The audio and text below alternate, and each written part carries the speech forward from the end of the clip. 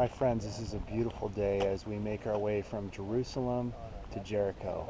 And you can see in the distance, this is called a wadi kilt.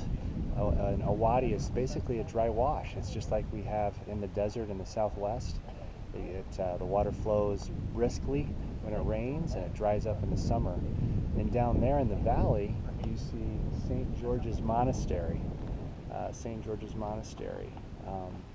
This wadi is a thoroughfare between Jerusalem and Jericho. It's about a 16 mile distance between Jericho and Jerusalem. And you can remember the story of the Good Samaritan. And it was on the road to Jericho.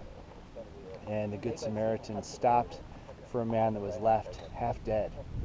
And he took care of that man. In fact, even a Levite priest walked by, because Levite priests at that time were not allowed to touch dead bodies except for their immediate family members.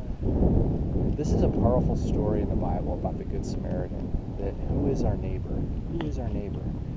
And at the time, the Essenes believed that if you love God, then that person's your neighbor. But if a person hates God, they're not your neighbor. So when Jesus taught things, he was always having to teach things to people. He was always trying to correct people in what their beliefs were. So in this situation, as in the Good Samaritan story, he had a message to send to the Essenes because they believed that not everybody was your neighbor. But Jesus so magically communicated that in his story that, yeah, anyone's your neighbor. We take care and love all. And this Good Samaritan story really is a perfect example of that. But look at the beauty of this land and the wilderness as I scroll, and you can look down into the hill country there, or the desert country. You can see St. George's Monastery, and you can see this is basically a big crevice, and it goes all the way through. And if you look way on the horizon there, you will see Jerusalem. And Jerusalem is about 10 miles from here. Like I said, it's about 16 miles between Jerusalem and Jericho. What a trip. What a trip indeed. You can see the crevice and moving all the way through.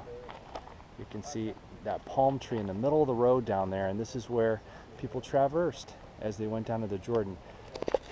Can you imagine when John the Baptist was down at the Jordan River?